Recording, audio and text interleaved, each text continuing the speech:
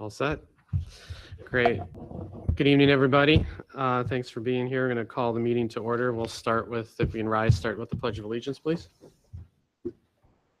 Pledge allegiance to the flag of the United States of America and to the republic for which it stands, one nation, under God, indivisible, with liberty and justice for all.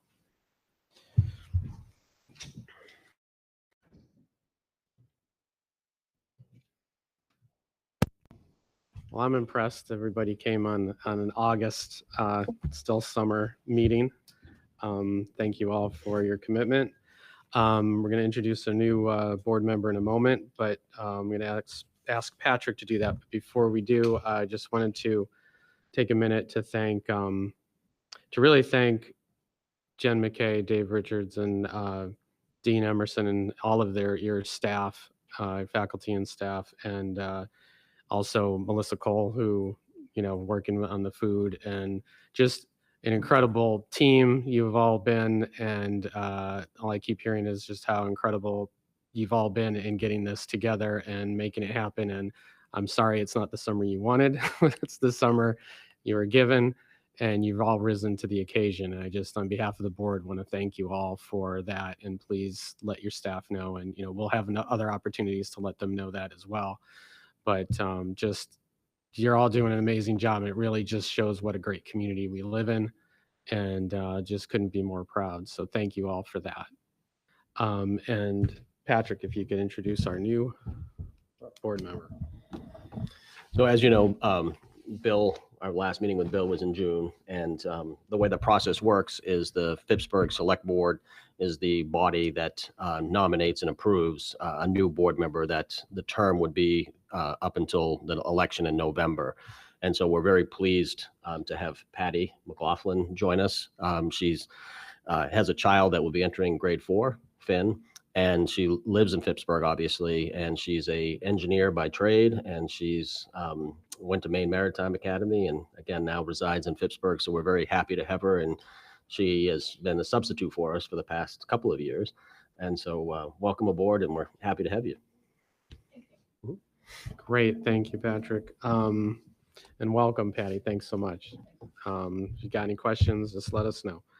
All right, we need to look at the minutes. If I can get approval or a motion about the minutes, or if there are any questions about them.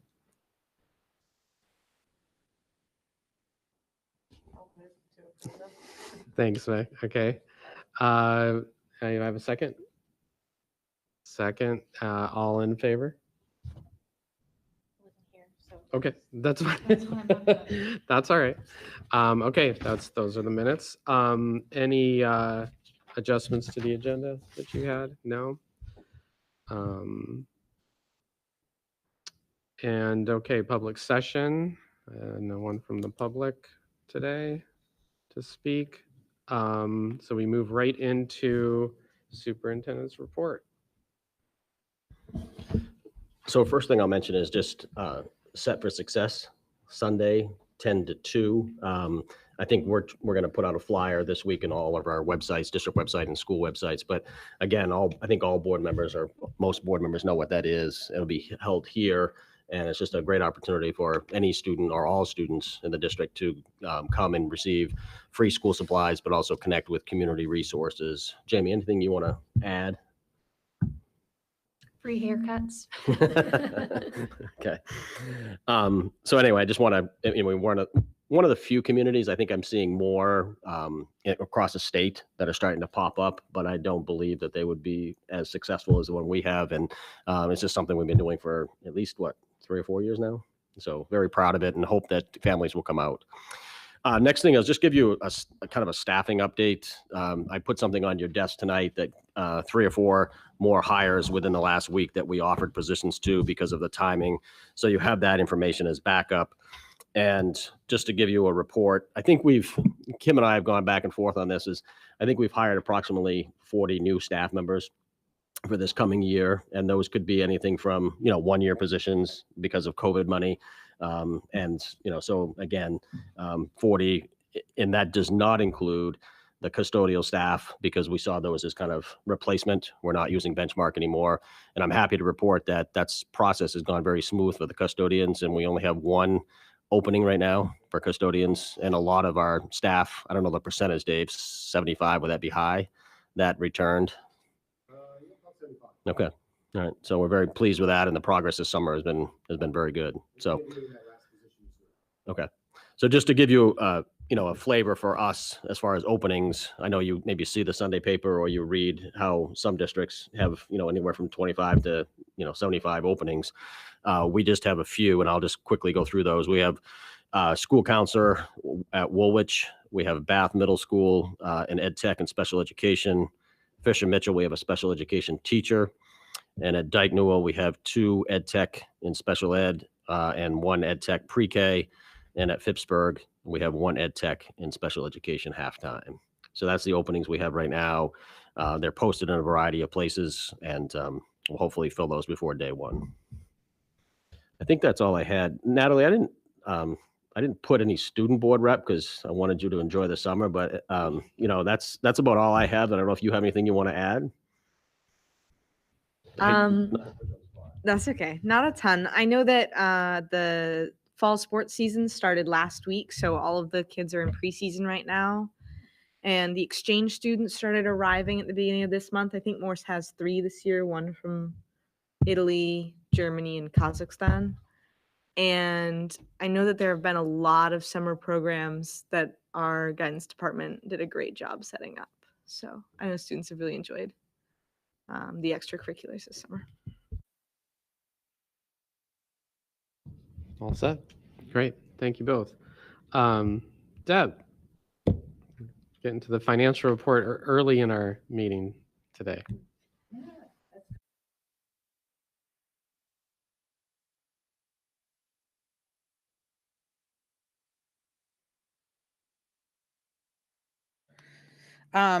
So tonight we're just looking at the month of June, which a little bit later than June because we actually, any invoices that come in that are related to that time period, we continue to go back into last year and post those invoices.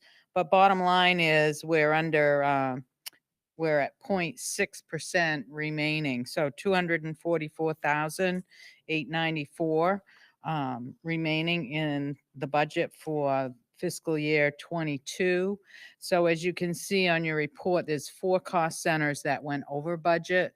And as you all probably know, it's basically was the utilities. We've got the power and electric and heat and all those things that impacted that.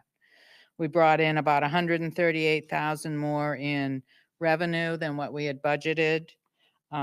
So we ended the year at least in a positive note. So that's a good thing.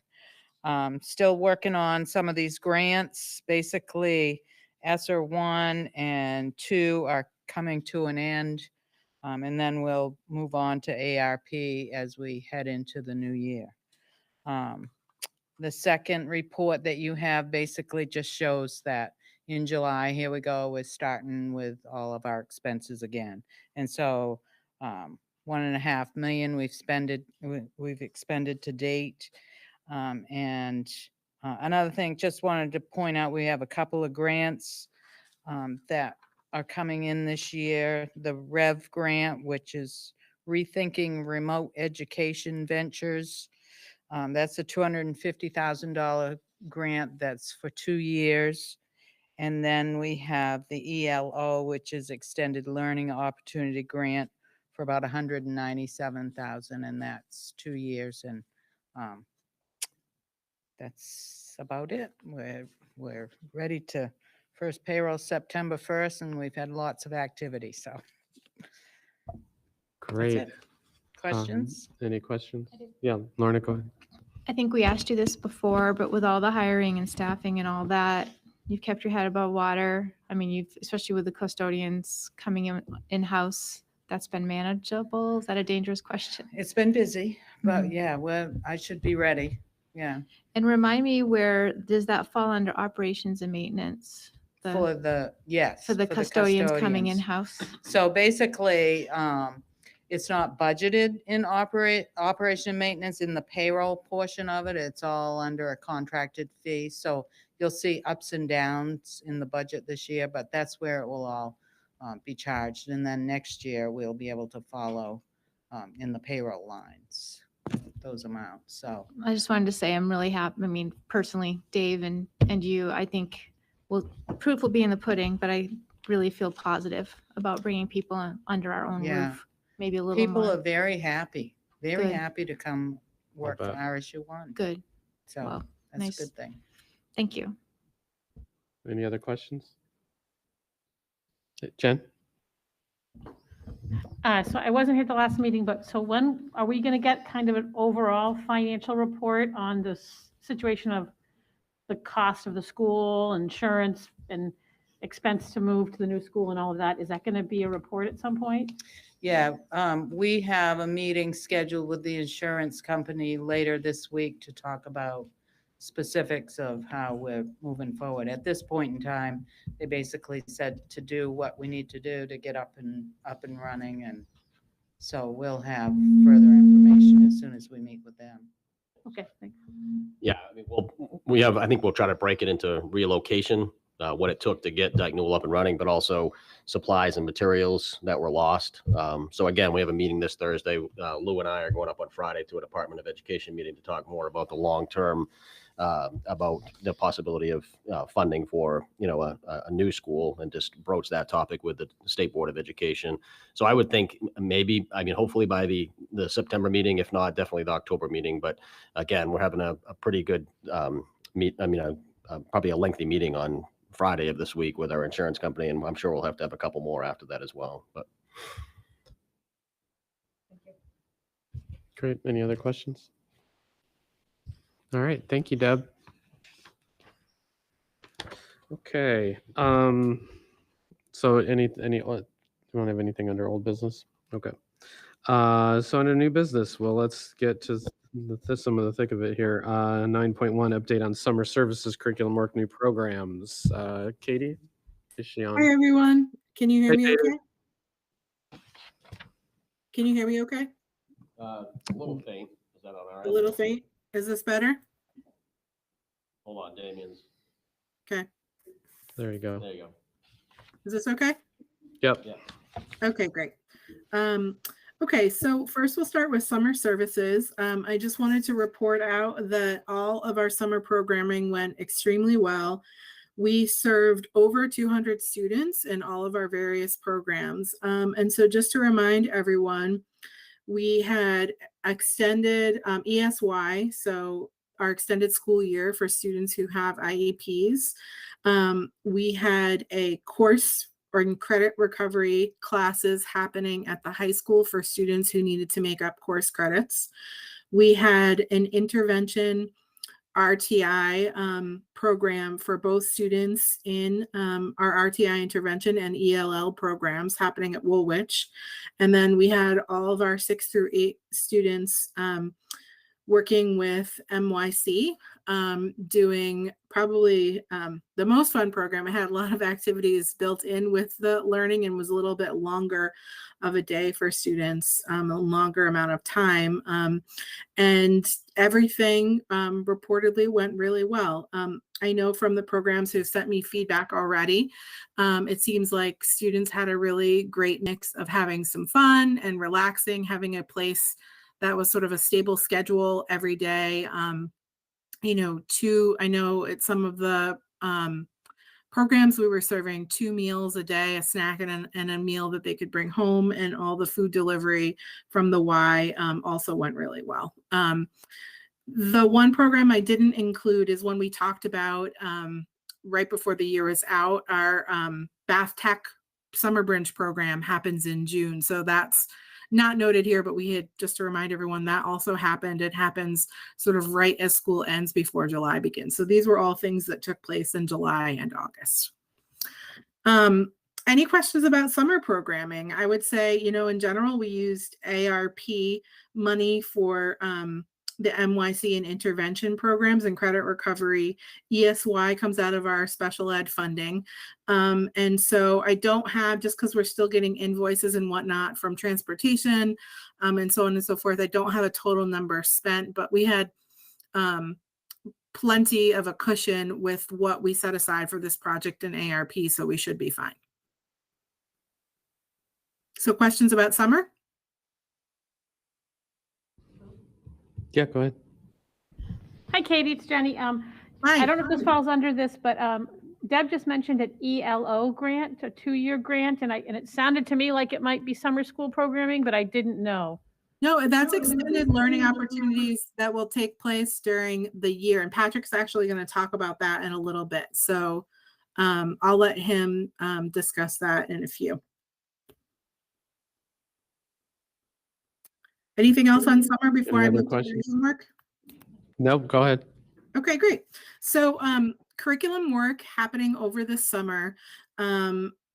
Essentially, because we were unaware of the insurance money coming through in all the details, when I was allotting summer work hours, I provided half as many as I usually would for those in the district. And the ones that were funded were things related to new courses or ongoing projects that needed to be finished. And so far, for people who have turned in their summaries of work and their hours, it seems like those projects have been going really well. So that's sort of the summer focus side of curriculum work. In terms of where curriculum work is headed for this year, I'm excited. Even though I'm home for COVID reasons, hopefully it won't get in the way of us running sort of more of our curriculum work again, and not having to focus so much on health and safety and all of the scheduling needs that came with that. For K-5, I know I've discussed this many times, but will be a math focus with Maine math and science. Will there be looking at computational skills fluency over all the grades? That's actually 40 hours of professional development just for that one project that will be completed by midwinter. It's every K-5 classroom teacher, ed techs who teach math, and then special ed teachers who also teach math. And then at the middle school level, it's our teachers who are our math teachers because they're subject specific, at that level. We're also going to be starting with that project in our current response to intervention model. We have a really robust system of literacy screeners to find out what is problematic for student learners. But our math assessments are not as strong in terms of screening all students. And so Maine Math and Science is also going to help us with that work. So we get much better at identifying students who might have a math specific learning disability. I know Deb before, moving right along to a 6th through 8th grade specific curriculum project, spoke about the REV grant, which we received, which she already stated was $250 over the course of 2 years. And what that has allowed us to do in our grant is actually hire an instructional coach who's focused on our EL model, our expeditionary learning. This was a BMS focused project and grant they chose to apply for their school. And so Micah Depper, who is was last year, in the past few years, a current science teacher, will be moving into that role and has already been working this summer on creating professional development. And the whole idea behind the grant and this curriculum work is to make students more excited at the middle school level about learning. And the way that we wrote our project was how to create more hands-on learning in every single class, no matter what subject is taught. We also wrote into the grant wanting to change the middle school schedule so students get more choice and more hands-on work outside of their regular core classes. And so now all students will be participating in a longer class that will take place on Wednesdays that is all around teachers' passion interests. So they could be doing anything from, learning, moves on a bike with Lawrence to playing music with Micah Depper. And so there are lots of really neat hands-on classes that are being designed that all students will get to incorporate into their schedules on Wednesday. So that's really K through 8. At Woolwich, they're continuing to focus on building their RTI model, which BMS is also doing, but it's not necessarily their singular focus. And so Theo and I will be meeting about that plan on later this week, actually. And so I will be able to share more around their RTI focus, as well as the high schools, which is the next thing I was going to talk about. So the high school level at Morse will be focusing on the feedback from NEASC. One of their biggest takeaways in terms of their goals was how to better differentiate within their classrooms. So students weren't all getting the same, and also so we're increasing engagement. And so Eric and I have planned around that idea. Teachers will all be sorted into instructional cohorts again. They'll be learning and writing their professional goal based on a curricular topic from the NEASC feedback. And so between those two things, they have a lot of work ahead of them. For Bath Tech, Julie is going to be focusing on differentiation as well as on also problem solving through a protocol called Critical Friends Groups. And so that's the project that I'm working on with her. So I know I've just used a lot of words that are very education speak, and I'm speaking really fast because I know we have other people on the agenda, but hopefully that just gives you a sort of a broad understanding that there's a lot going on this year. I'm really, really excited about all of those curricular projects just because they've been so punctuated with COVID pauses at different times. And I think that this will really be the year where we have a ton planned and can get back to where we sort of left off 2 years ago. At least that's my hope. So questions about curriculum before I talk a little bit about new programs for this year? Any questions? Yeah, go ahead, Lauren. Hi, Katie. Hi. Sorry you're not here. Miss you, but I'm glad you're here remotely. Yeah. So I was looking through I wasn't at the last meeting, but I was looking through the minutes. And can you help me? Can you tell me, I was reading about the Linkit data collection system and your goals associated with that. Can you tell me how that all ties into all these curriculum updates and Sure. and how we could see kind of once you start getting the data, how it can get reported to us? Would you mind talking about that? Yeah, that would be actually exciting to do. So the Linkit system is, just to remind everybody, it's sort of like a holding place for all of our data about students, attendance data, behavior data, and academic data. It's also now a holding place for all of our intervention plans. So if a student does move to a tier 2 intervention and is seeing an interventionist for, let's say, a literacy support, that interventionist would actually place in that system a goal around whatever it is, the specific skill the student's working on, and their progress monitoring information. So every 2 weeks, that student gets quickly assessed. That data is recorded so we can see if the interventions that we are trying for that struggle the student has are working. And so all of that data is caught up in that one system. We've been using it for a while now with K-5.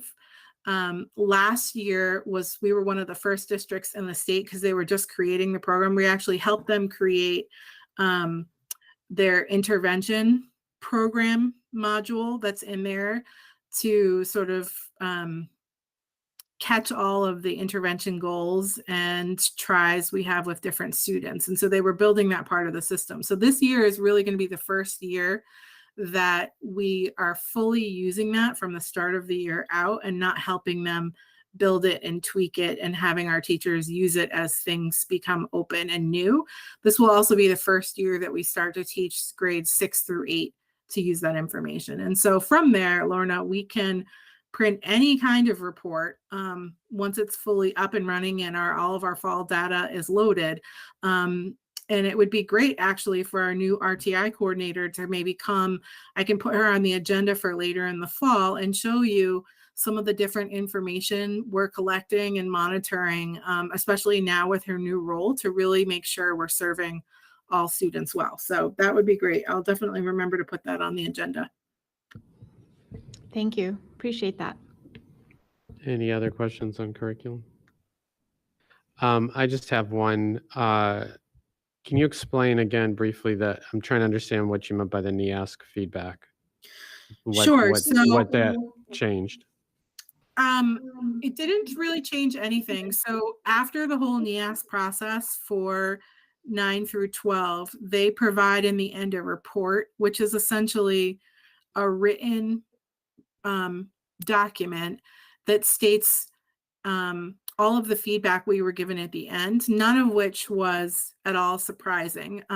Sort of some of the key takeaways that we had there were things that we were already looking to work on, which is to increase differentiation in the classroom, to increase collaborative time amongst teachers, are sort of the top two pieces they wanted us to continue to work on. We actually did really well on the report overall, but we'll be taking those two components and turning the collaboration piece of feedback into teachers getting to work in cohort groups around specific topics that interest them, so they can work with people beyond those just in their department. And the differentiation piece would be, how in a classroom does a teacher change the style with which they teach more regularly, depending on the kinds of learners in front of them. So if you're a teacher who, you know, your sort of default style is to lecture or to have students sit in groups and work together, pushing the differentiation research and approach would mean, how can you sort of go beyond those default methods? So you're really allowing students who might learn differently than your default to access your curriculum, therefore allowing more students in general in your classroom to achieve. And so those were kind of two, the collaboration and the differentiation piece were two of the pieces from that NEASC report that Eric and I had sort of already talked about before, but it was the perfect time to be able to put the focus for the high school down on paper for this year and to be able to do those two things. So does that answer your question, Lou? Yeah, no, that's much clearer. Thank you very much. Sure. So I don't think there's anything else for curriculum, so you can move on to the Okay, new program. program. So there's two of them I've already talked about, so I'm not going to go into detail again. That would be the Rev grant with the instructional coach and our work with Maine Math and Science. The third, Lou knows very well, we'll be starting up the Later Start Committee again. And so I don't know if it's really a program, but just in terms of beyond our regular instructional committees, that's another sort of effort or initiative that we'll pick up again this year and be bringing back to the board to see how the community would respond to potentially changing the start times of school to align with the research, especially right now when we know so many students are struggling with mental health. And we know that this is one of the things that might help them improve their general well-being. And so that would be another program or initiative we're going to focus on. And then the last kind of big one that I just wanted to make the board aware of is we at the high school have been sort of going through many iterations of what alternative education looks like. Our alt ed program has looked, even in the 5 years I've been here, has looked like many different things. And we are using some of our ARP money to do our newest iteration, which I'm very excited about. It's called the Credit Pathways Program. And essentially, it is running a half-day program. Abby Baker and Georgie Wright will be the two people helping run the program. And rather than students work towards, and I know we talked a little bit about this at the end of last year, a regular Morse diploma, they'll be working towards a state diploma. spending a half day in this program. So essentially, if you're in CPP, you are getting assigned for half of your school day, almost like Bath Tech, to go to one room with one set of teachers to complete your core academics. So English, math, history, science in this one place. There will be some co-teaching with some other teachers. I want to say Brian Stanton is going to be helping as one of his courses co-teach an English class. But that's how students will be getting their academics. It will be taught in smaller groups. It will be more of a family-like setting. It will be a lot more flexible in terms of how students are learning and what they're required to learn, because the diploma is different. And then finally, the second half of the day, so they'll either be there at CPP in the morning or the afternoon. The other part of their day, they're not in the program, is very career oriented and skill oriented. So they might be in the Bath Tech program. They might be working with the ELO, an extended learning opportunity. They might, and in an internship. They might be in JMG. They might be, who knows what. I think it's meant to be really flexible, and for us over the next 2 years, while it's funded through ARP, to figure out what that's going to look like. And this is really to help a subset of students, both general education and special education students, who become our students who drop out, whose needs we're really not meeting, to try to help us figure out what is a better way where we can focus on really meeting them where they are and getting them to see beyond Morse and have goals and aspirations that they can work on starting in high school, rather than taking courses that they don't connect with and don't see how they sort of fit into their future. So any questions about that? I know that for programs, Patrick was also going to talk about JMG and ELO, so I'm going to hand it over to him if nobody has questions. Any other questions? No, I think, thank you for all the clarity. Yeah, just the other two that we talked about quite a bit last spring is just that we have another JMG specialist at Bath Tech that's assigned to Bath Tech programs.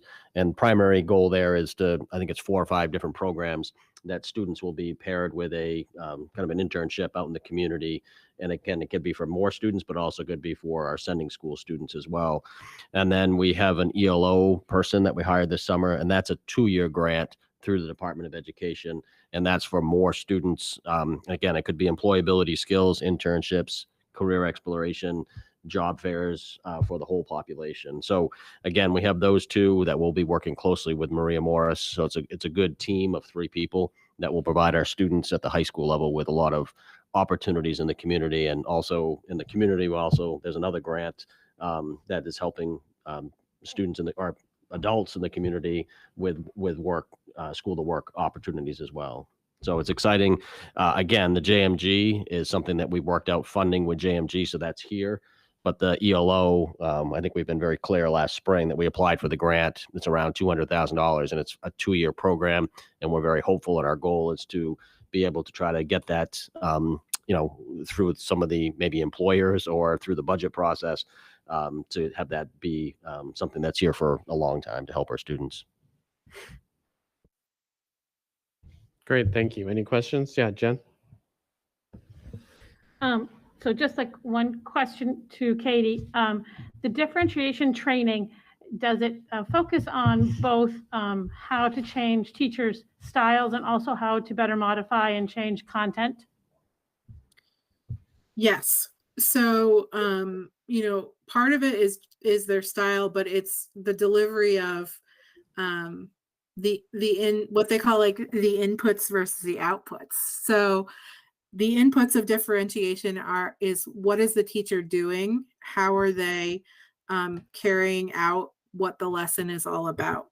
The outputs of differentiation would be, what is the student actually doing with that information? So are they doing worksheets every time? Are they getting to do inquiry-based projects? Are they getting to do a lab sometimes? Are they getting to do partner work? And so it does look at both the teacher's style and presentation of the material, as well as what the students are doing with that material after it's been delivered.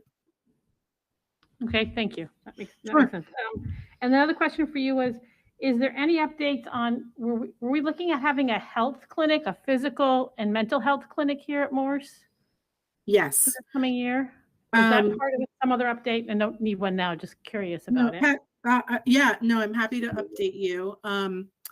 So the student-based health center is moving forward. The application's been submitted. Midcoast Hospital was in the end not interested in taking more of a financial risk. However, still wanted us to be able to move forward with our plan. And so they matched us with Lincoln Health. Lincoln Health is now our sponsor.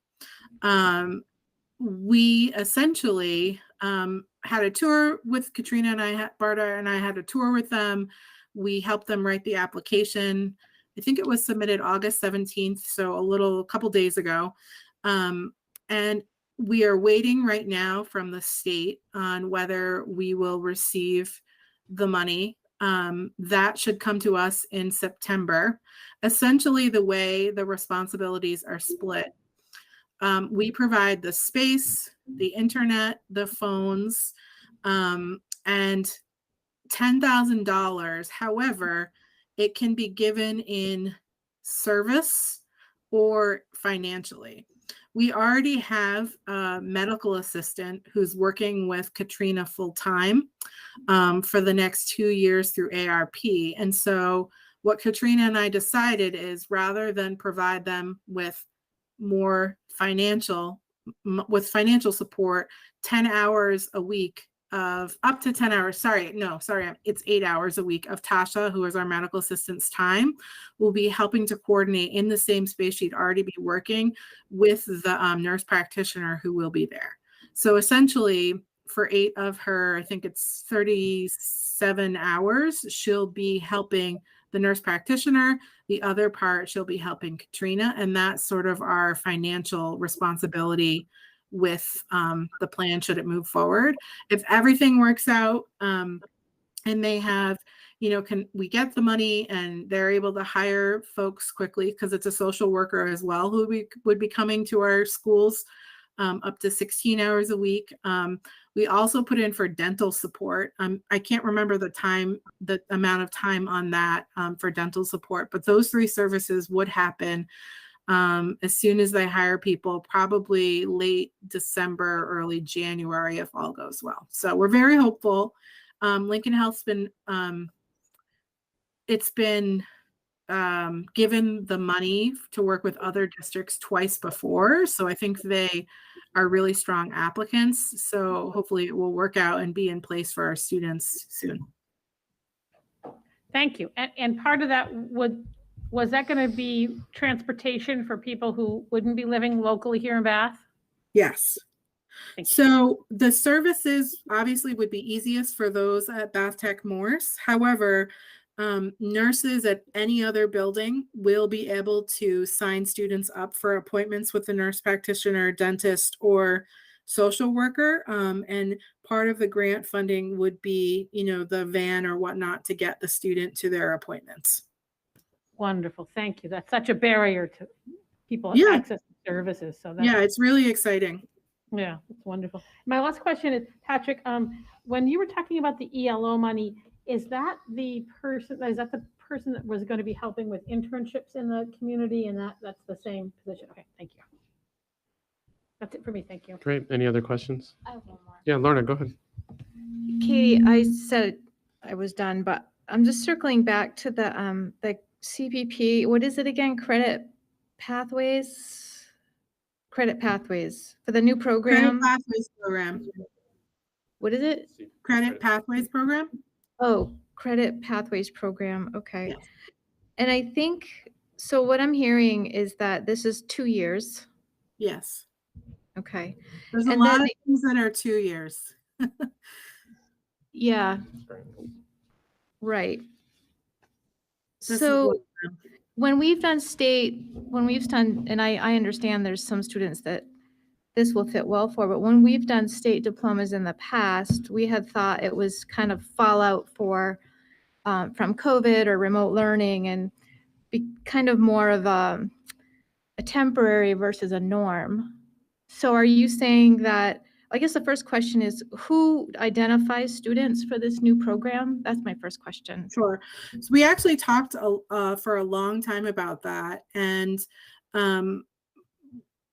we were thinking when we asked for permission to do the state diploma last year again, before we were sort of in discussions about this program, that we probably should have asked for a few years. Because if you think of COVID, it's now been 2.5 years. So there are students who are at the high school who since 8th grade potentially, or they're going to be juniors, haven't necessarily had all of their needs met or had sort of a really normal year. And so part of the CPP program is addressing the continued COVID need that even though sort of we're all moving on or trying to mentally, it doesn't mean it hasn't impacted students who will graduate in 2 years. So this 2 years and this changed diploma sort of addresses that difference.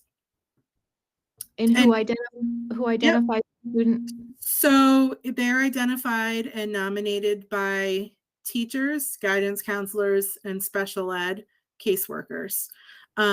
A long conversation meeting happens with the parents to explain what this would mean for their student, why someone might want to do this. And then they sign a contract, the family does, to basically join the program and change their course sign up. And so it's really a group approach, almost like you would imagine it happening with an IEP team that meets and makes a decision about student learning. And so there are a lot of players at the table, from the social worker to the guidance counselor, the principal and assistant principal, had to sign off on all of these. And so these are really students who were very, very concerned they're not going to make it at all to graduation, or they just need a different kind of, in terms of what we're able to provide them, or we're worried if they pass, what will they be doing afterwards and how meaningful will that be? Does that make sense? I'm hearing you. Yes. Okay. Thank you. I look forward to hearing more about that program. Thank you. And just to clarify, when a student does get the diploma, it's very different and doesn't say, it says it's a state diploma, does not say it's from Morse High School. Yeah, right. Thank you. Okay.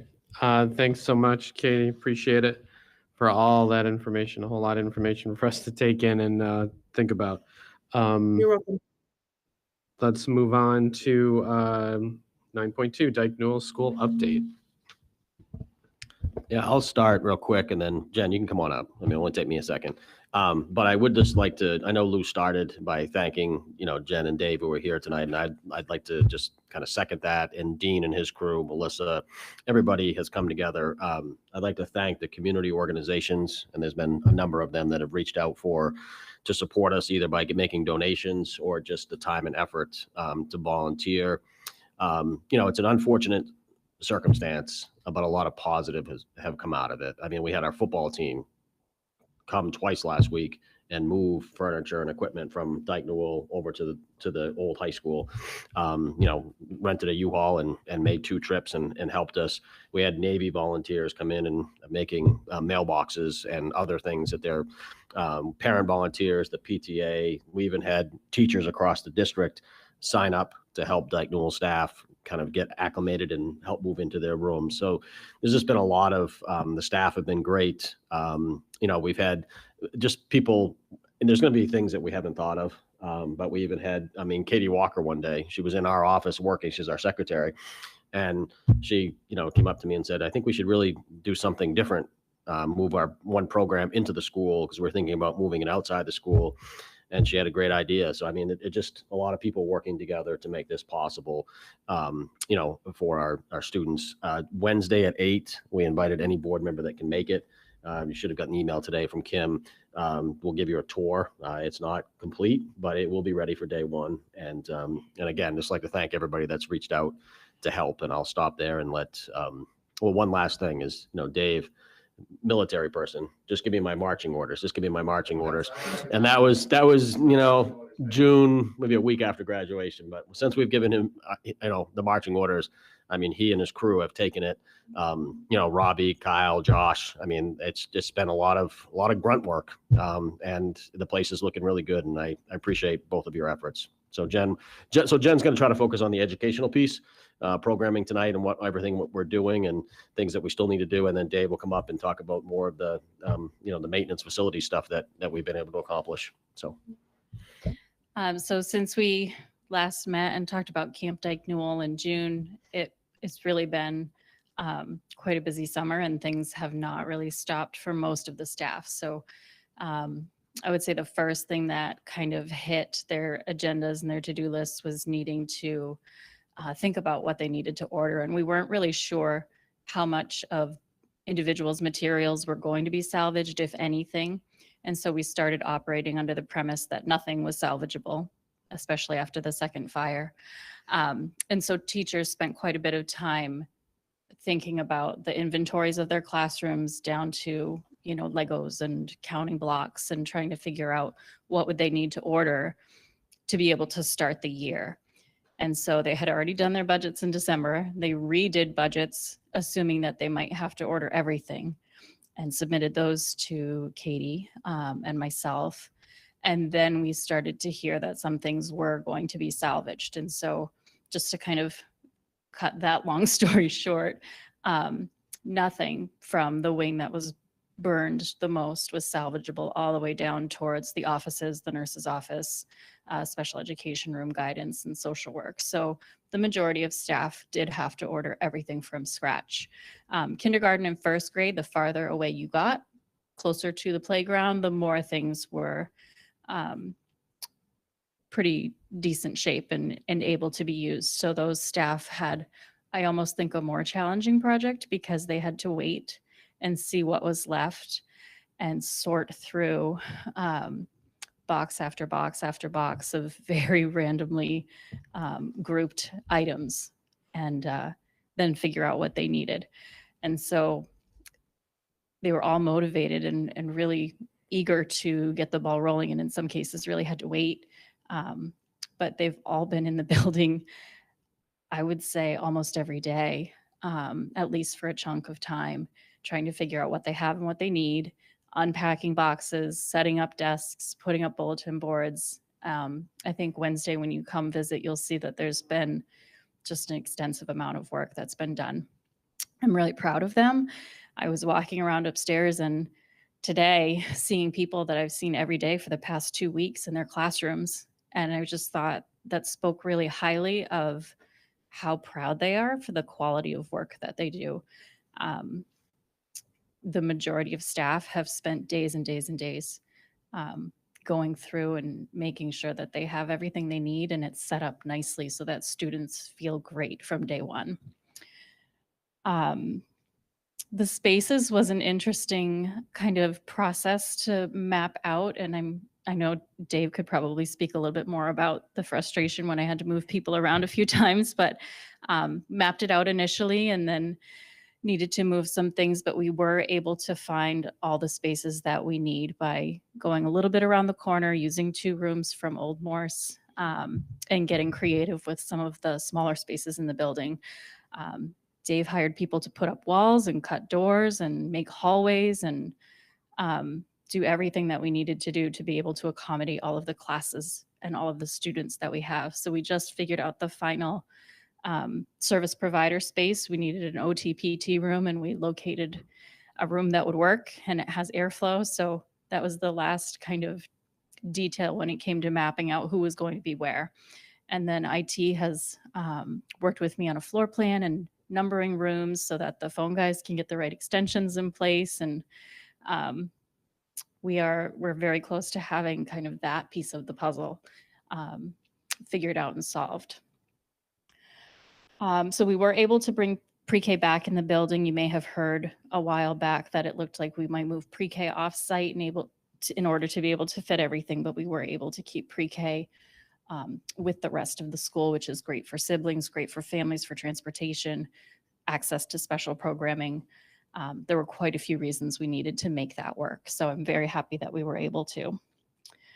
Patrick briefly mentioned some of the support that we've received, and I would echo, it's just been pretty overwhelming, to be honest.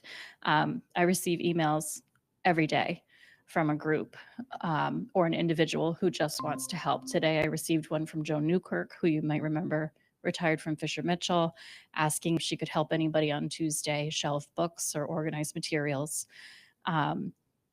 I had a school in New Hampshire reach out, and they were shutting down a program and wanted to drive up anything and everything that we might be able to use. We had two older ladies walking through the building the other day with armfuls of things, and they had just on their own kind of gathered up a collection of materials they knew would be helpful and wanted to drop them off. So there has been a lot of help, and it's really appreciated. We do have a lot of parents who have been delivering packages for us. They've transplanted some of the hostas from the old school over to the new school, and they're watering them. They're running around helping teachers laminate and cut and clean up classrooms and sort blocks. We did have the shipbuilders and the Navy personnel from BIW. They came on as part of the painting crew, and they got really involved in that work and wanted to do more to help. And so they asked what they could do. And Dave had let me know that we couldn't salvage the mailbox system for the staff from the office because it was warped and covered in carcinogenic material and so forth. So they're building us a new 60 mailbox unit for our office. I have another group, a church group, who is building shelves for the nurse's office, and they're looking at how to build shelves for our book closets. So they've come in and they've measured with me and taken some pictures, and they're getting their women's group to recreate the butterfly garden that we had at Dyke Newell, whether that's transplanting things over or building a new one. So that we'll have that for kids as well. So there's been a lot of community support. It's been really lovely in that respect. Food service plans are a little bit challenging with the new space because the kitchen was essentially gutted when the district moved out of the Voc Center. And so Melissa Cole has worked with Judy Kingsbury, my cook, to figure out how they can prepare the food at Dyke Newell, where the kitchen was still intact and usable, and then transport the food over to New Dyke Newell, as we're calling it, for students for breakfast and lunch. And so we've structured a schedule that will work.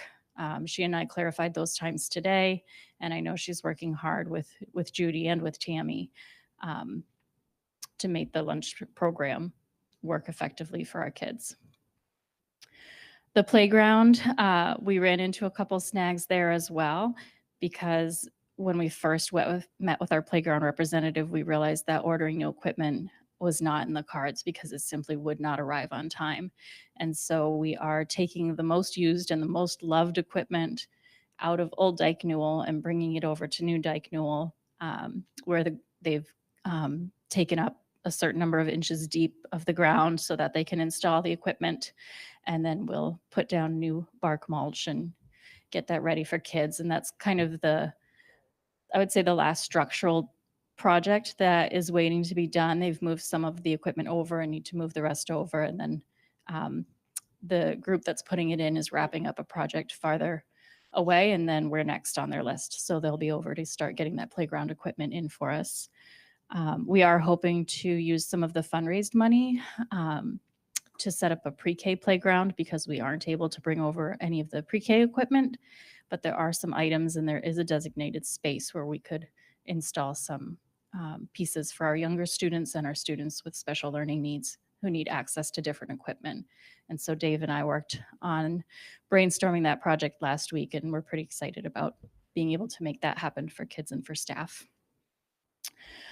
And then the last details is really getting ready to run this building as an elementary school, and that's a lot to think about as well. So I've been rewriting our crisis plans, thinking about how we would egress out of the building in the case of another fire or in any other kind of emergency, identifying a new evacuation site because our students are very different from the students who were at the Voc Center previously, and a walk that would be fine for a high schooler is not a walk that we would want our little ones to have to take. Coming up with phone extensions, realizing that we need handicap parking spaces. So there's just all those details that kind of come up when you think about really running the school day in the new site. And so I've been tackling those as well. The staff are going to have one extra professional development day before the rest of the district PD days. And that's when we'll come together as a whole staff and talk through those new emergency plans, how to use the phones, how to use their technology that's in the classroom. The PA system is different. Everything's different. And they do need to know the nuts and bolts of how it all works. So we'll have an extra PD day to kind of come together as a group and make sure that we are ready for kids when the time comes. We're also having a bonus open house for families prior to the start of school. So on September 1st in the evening, we have an 1.5-hour window where families could come by if they'd like to with their kids and see the space, so that it's not a complete unknown to families, because I'm sure that's a big question mark lots of people have. And I'm happy to answer questions or turn it over to Dave or both. Great, thank you so much. Any questions for Jen? Go ahead, Jen. Always rely on me for question. Thank you for all of that and all the work that you've done so far this year. I mean, it's an incredible lift that comes really quickly. I was thinking about the time I spent working at Dyke Newell and how much I learned that school, that environment, and that age population really seemed to feel like for the students that was, those teachers were their guardians and parents in a way, and that school felt like home to them, the physical building and the teachers there.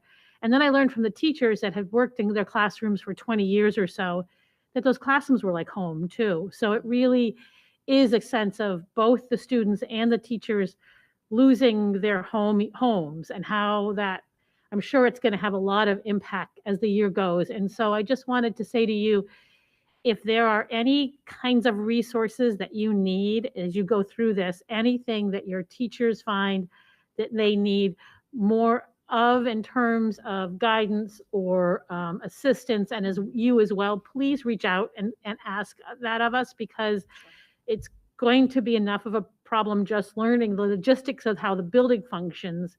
And then there's just so many times a teacher is going to reach for something that's not going to be there, or a student is going to take a corner and get lost because they think they're in a different place. And it'll take so many of those moments.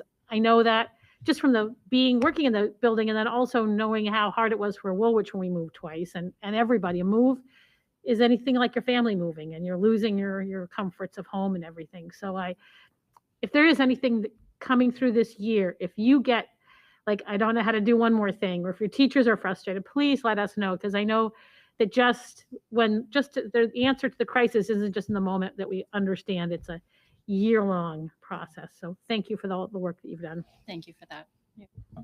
And Jen, I may have missed this when I stepped out, but do you want to just quickly mention, if you didn't, this additional support that we offered to staff this summer, and we'll have somebody else on some additional hours this fall for students and staff, and kind of play that by ear. Yeah. Because they, like, Jen just said, I mean, I've talked to a couple principals this summer that experienced a fire, and they gave us some helpful advice as far as what people may feel or go through. It may not happen right at the beginning of a year, or right after the fire happens. It may happen 2 or 3 months later. So we are, I don't know if you want to speak to that real quick, but. Yeah, we do have staff that are tied really strongly to Old Dyke Newell. I have one staff member who is able to kind of, between her experiences as well as her family's, account for 50 years with that building. Another staff member who had a classroom there for over 30 years and lost everything in that classroom. And it is a second home for those people. This is only my 8th year with Dyke Newell, and I could still have a sense of that as well. And so it is a grieving process for staff. And so Patrick has been very supportive of providing resources when people need them throughout the summer. Right after it happened, getting extra support on board for students and for staff. And then at the beginning of the year, we're looking at having some extra counseling in place for teachers. And then if we need it for students as well, pulling in some extra resources for students, because it's a big shift. I know we had students who toward the site of Old Dyke Newell a couple days after it happened, and didn't know where their teachers were. And so there's some heartache that happens for kids, and there's some heartache that happens for staff, and we're trying to be really cognizant of that. We held a memorial for just the Dyke Newell staff at the old building, roughly maybe a week after Camp Dyke Newell concluded, because we hadn't had a chance to come together and see what it looked like. And so we gathered around the flagpole and we had some flowers, and people shared their memories and their recollections of things that maybe have happened in the building, touching ones as well as funny ones. And then we went and had lunch. So we are trying to really support the human need that comes with all of this.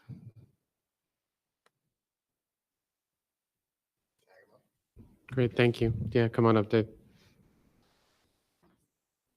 It's up to you. You can pitch in. I can get something.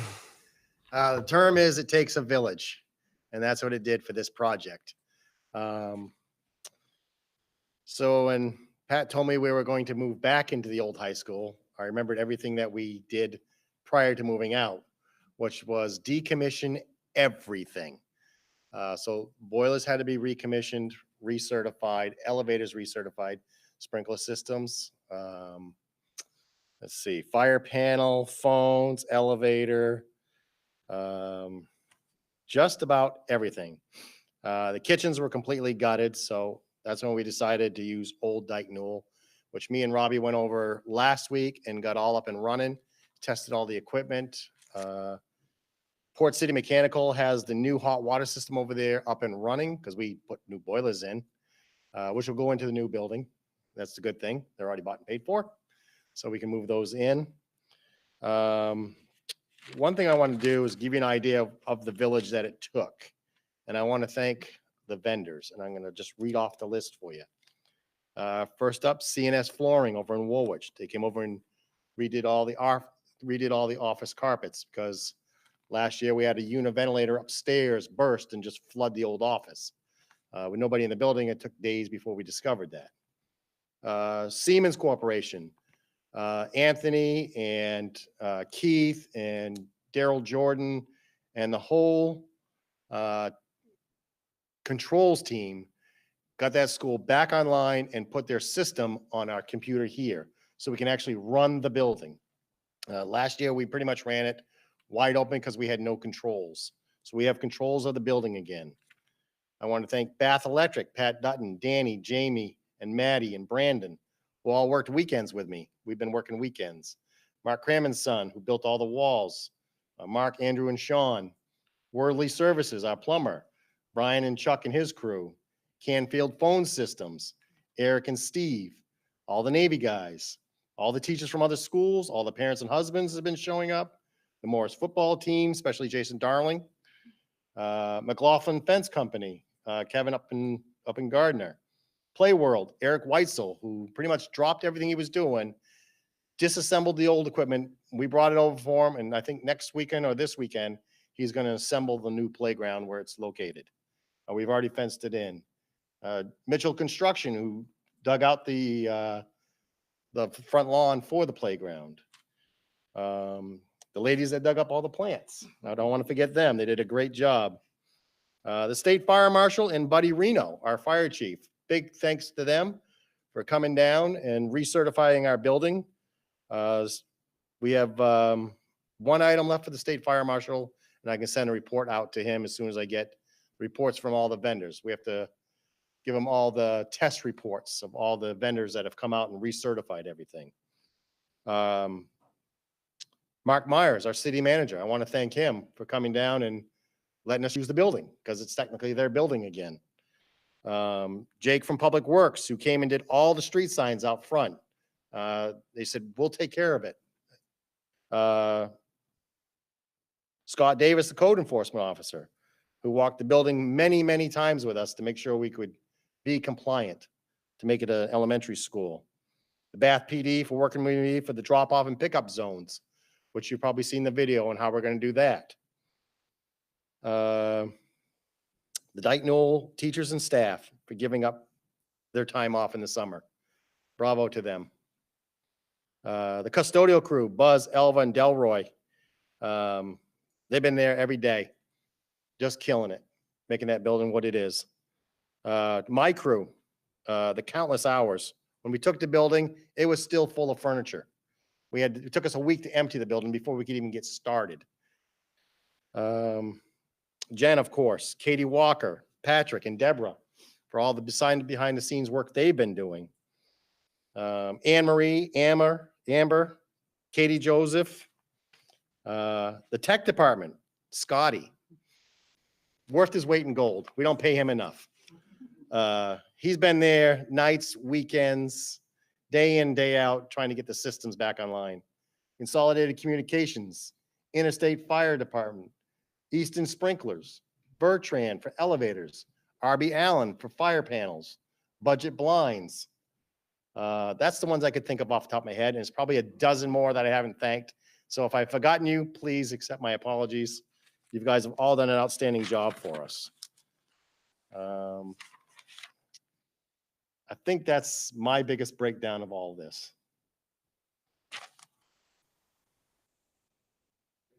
That's quite a breakdown. Thank you very much. That's a lot. That is a lot. There's any specific questions, Jennifer? So I just heard mention of going around a corner, and I just wanted to, like, if I can kind of visualize, I don't know if I'll be able to make the walkthrough or not for work reasons, but so I understand the visual of like using the former BRTC space, but are we actually going back into the old school now for Two some rooms. classrooms? The old nurses station and the room next to that, which used to be foreign language, French. Right, and those two rooms, those two rooms, there's a door right after that. Yeah. That will be locked, so they can't wander into the rest of the Morse High School. And plus, those two rooms are kind of specialist rooms. So Library and music. 9 times out of 10, a teacher is going to, or a specialist is going to go down and get a student and escort them to those two rooms. But they're not that far away from our second grade literally around classrooms the corner. that are in Bath Tech, because again, the two buildings are combined. So it might be 50 yards, if Oh that. gosh, no, not even that No, much. not- okay. 50 feet. No. There's right. double doors. Yeah. Right So there. again, it's pretty much all, it's nice because I think Yeah. we just needed those 2 extra small rooms, but everything else is on the first or second floor of Bath Tech. So. And just one more part of it. And Patrick, I think I sent a note to you, and it reminded me when you talked about, thanking the Bath municipality offices for letting us use the building again. It would be nice at some point where we could get a report that would, help understand how that relationship is working between using the old building again. I know that we're probably saving the city of Bath some money because they had to heat it and when it was empty, and I'm sure they're happy they don't have to pay those utility bills any longer. But just, the amount of investment that we're putting in the building, and also anything that we've done to improve the building, like clean it out and things like that, all those costs in there. It'd be nice to kind of understand how that relationship between us and the city of Bath is working and how those expenses are. And that's just in the future, way after school has started. The priority, of course, is just getting kiddos a safe place to be. So in the future, if we could just kind of get a report, that'd be great. Thank you. Any other questions? Thank you again. This is incredible. I mean, what an amazing, and I know we're not done yet. I get that. Wait, there's more. I got I my know. district update next. No, I know. I know you do. I just want to make sure if anyone had anything else specifically on the Dyke Knoll project. Yeah, go ahead. Absolutely. I wish I could say more, but you guys just did such an amazing, it just makes me feel helpless because you've done everything and you've thanked everybody in the community. And I don't know what to say that won't sound trivial, but I think the lesson we all learned from all of it, which is encouraging, is you just rattled off a full list of people who helped. And to get philosophical, in a climate where we feel very polarized, you rattled off military, church, civic groups, PTA, teachers, public entities, public service. And I think at the end of the day, it helps me feel a little more encouraged that things aren't quite as polarized as what we all feel. So as the year unfolds, it's really nice to know that all happened. But again, I just can't thank you enough, really. And again, it's just words, but thank you so much. You can do a lot in 69 days. You sure did. You sure did. Yes, Thank you you. did a lot. He's been counting down day by day. Yeah. And that includes nights and weekends, by the way, and holidays. Yeah, we know. Yeah, That's amazing. something like that. So what do you have some other updates? Yes, now I got the rest of the district's updates. That's right. We accomplished over the summer. Yeah, wait, Believe it or not, there's we more. actually did other work. So Pittsburgh School, a few things that were in my budget that we got accomplished.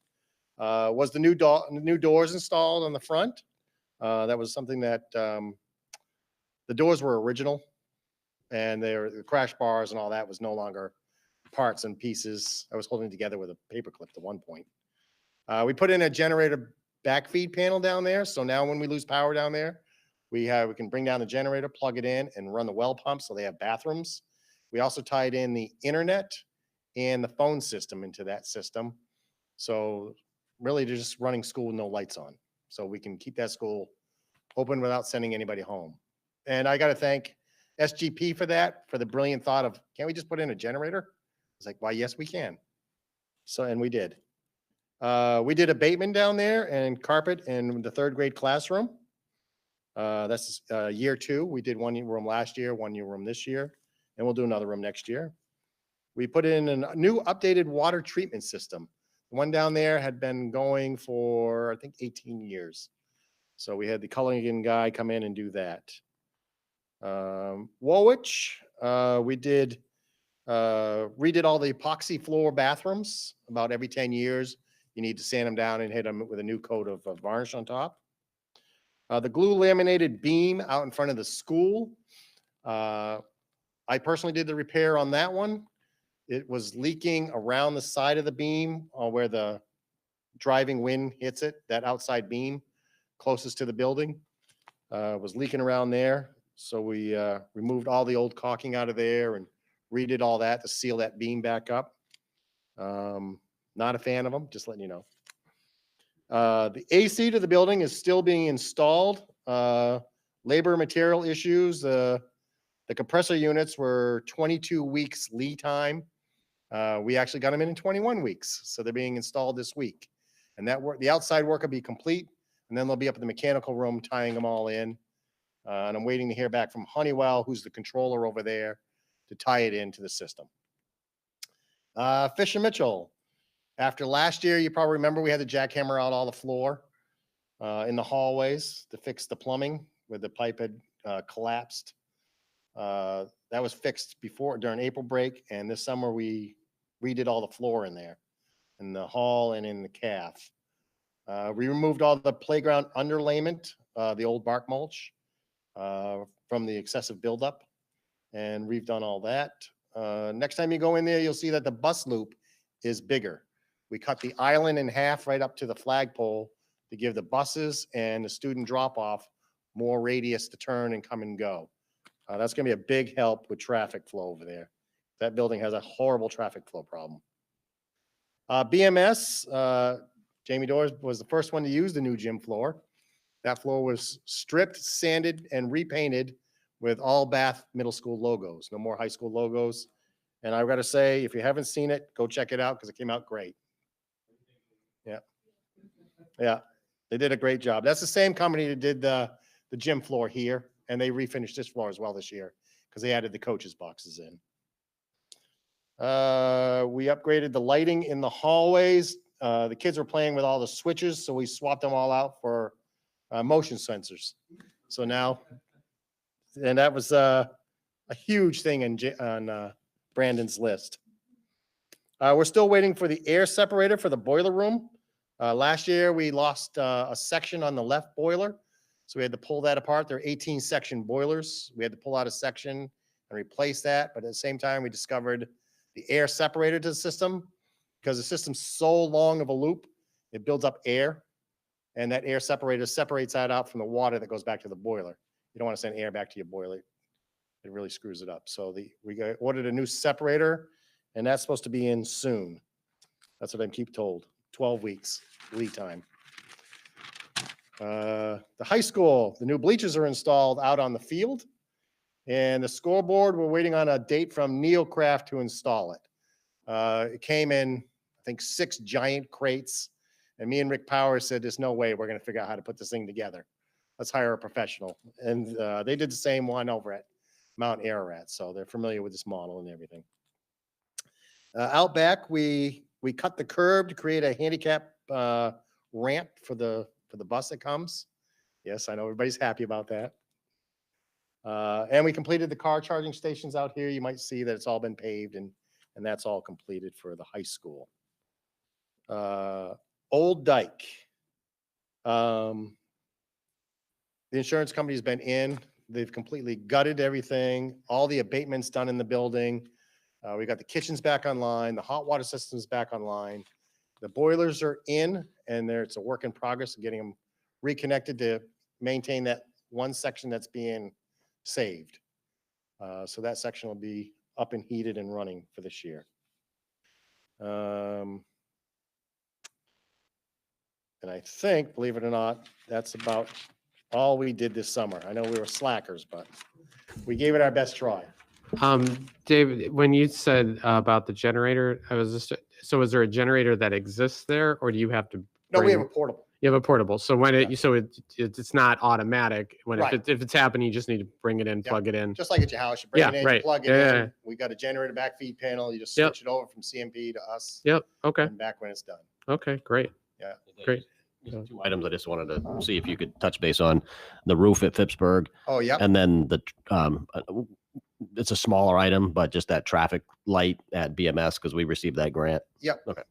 So, geez, it's been almost a year for the grant, and it actually fell off our radar. We forgot all about it. And I got an email today that they finally got it in. We put in a grant for the zone flashing lights at the street for BMS, just like we had down at Dyke and Fisher and Pittsburgh. Dave, can you explain where that's going to go, though? So that's going to go, if you're coming down from Pizza Hut, no, not Pizza Hut, what is it? Domino's, the other pizza place, Domino's, you'll see a sign that says school zone. That's where the first light will go. And the second light's going to go at the top of the hill near the Quonset hut where my garage is. You got to right up the top of that street right there. That's going to slow people coming down that direction because they come flying down that hill.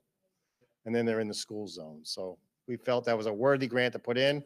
We rewarded the grant, and I guess they're sending us notice today that they're almost ready to have us pick them up. Yeah. You know, the 2 lights that go back and forth. And then the other thing is the roof at Phippsburg. We signed that contract. We went out to bid, and the lead time on that is pretty much spring next year. That's how far out that bid is. EPDM roofing material is extremely back ordered, and everybody's booked beyond booked. So that'll be in spring. But I have my annual roof inspections done, all patching and repairs that we do every year on all the roofs. So they're all certified and stable. Yeah. All right. Any question, Jamie? I have a question about the speed on Old Brunswick Road, and it might be a city question, not a Dave question, but I'll start with you. I saw the school zone 15 miles per hour, and about 10 feet in front of that is a speed limit sign for 35 miles per hour. Do you know if they'll be changing? Yes. Okay. Yeah, because it's 35 when there's no school in session. It's Okay. a 35-mile zone, and a 15-mile zone when schools Kids are is school present. zone, when Okay. it's dismissal and drop off. Sure. And then I guess my other question, I can't believe the amount of work you've done over the summer. Very impressive. So thank you for that. And I just wondered, probably the top of my mind since June has been security, cameras, and making sure that all of our schools are fully equipped with the equipment that they need to be able to record everything at every time. Yep, Scotty's been working on that pretty diligently. Like over at the vocational center, I believe he has 13 cameras in now, like 6 external and 7 internal. Pittsburgh, I believe, is getting cameras, correct? Yeah, Phippsburg is complete. Complete. They were the only school that did not have any type of camera, and so we Right. outfitted that with actually probably more cameras than we needed to, but it came Yeah. with the package. So that one is done. And then, as Dave just said, the new Bath Tech does have a security system, plus it does have the cameras. And Yep. then we also are working, BMS was one where we have a fair amount of cameras and surveillance, but they're getting, I'd say a certain percentage of them are getting a little outdated. So they're not as clear as Brandon would like, or, Chuck.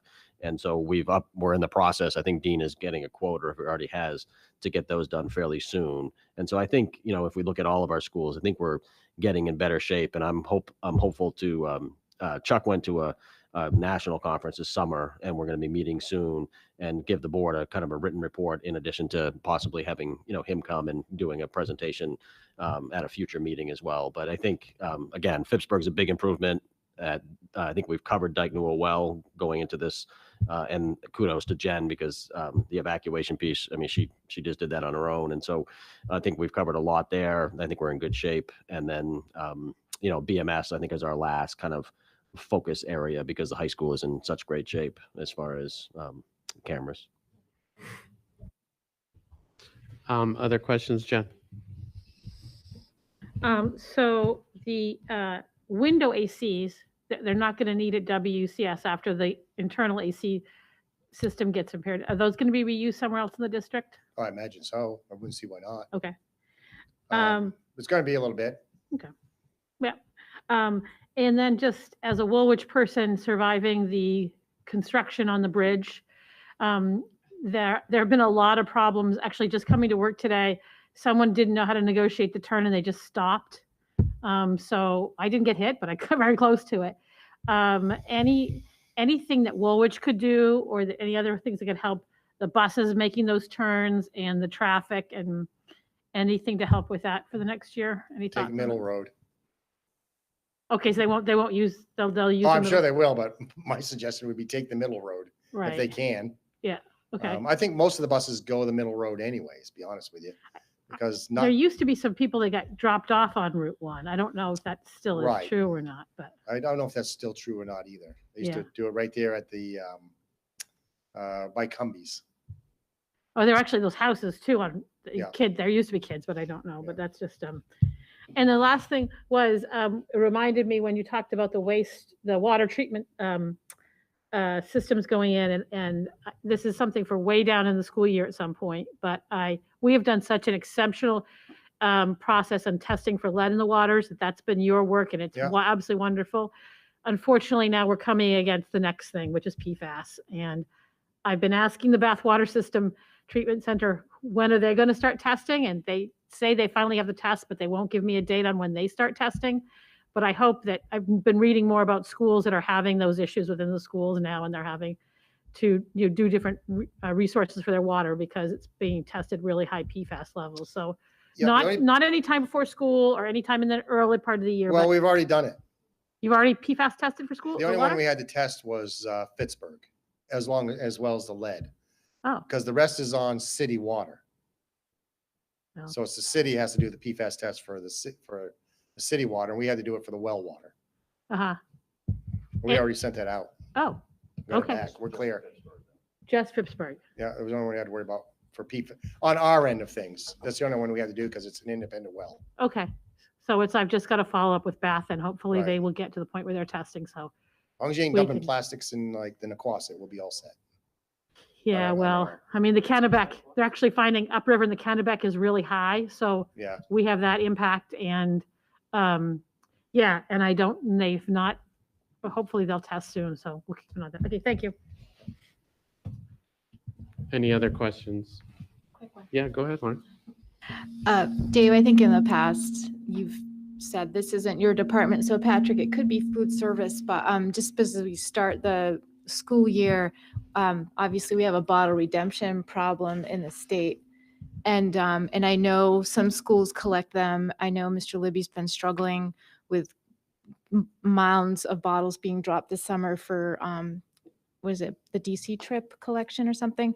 So the question is, do you feel we're going to see the impact of that either through food service. I don't know if we have returnables through food service or fundraising or sports or what have you. Is there any kind of problem with getting rid of it at this point, or am I just creating more problems than what we need?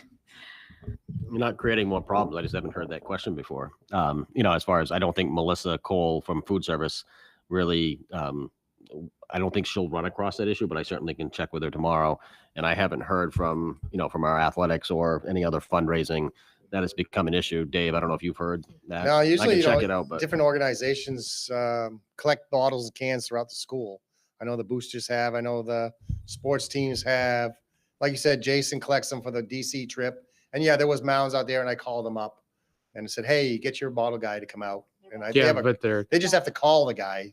the problem is all the places are closing. You I know. can't take them. So it hasn't been a problem yet, but yeah, it probably will be. Yeah. Okay. Great. Anything else? Thank you. 1,000 thank right. yous to you and to Jen. Thank you for everything. Just huge. Thank you. All right. Thank you very much. Patrick, we've got. Yeah, we put this on here because we didn't know where we're going to be. We still have, as you know, 4 or 5 positions that are still Right, open. which What I hope to do in the next day or two is send you a big list of by school so you can see the new staff that are on there, and it'll delineate whether they're 1-year positions, and actually they'll tell you what position they're in, and then also transfers, because we have had transfers from one school to the next that you don't necessarily approve because they're already an employee of the district. Right. So you can kind of keep everything straight. So we'll get that to you either tomorrow or Wednesday at the latest, so you can have that. So, and that's it. All right. Fantastic. So we just need to state here the next meeting will be Monday, September 26th, right here. And unless there's any other questions, I have a motion to adjourn. And just go on ahead. Wednesday, I mean, if you can make Yeah, it, Wednesday great. If you at can, 8. I understand. Just meet out front? Yeah, meet or- out front at 8 Okay. o'clock, and we'll give you a quick, 20-minute tour and get you on your way. So, okay. All right. Fantastic. Motion to adjourn? Second. Yes, Megan? All right. All in favor? And we are adjourned. Thank you all very much.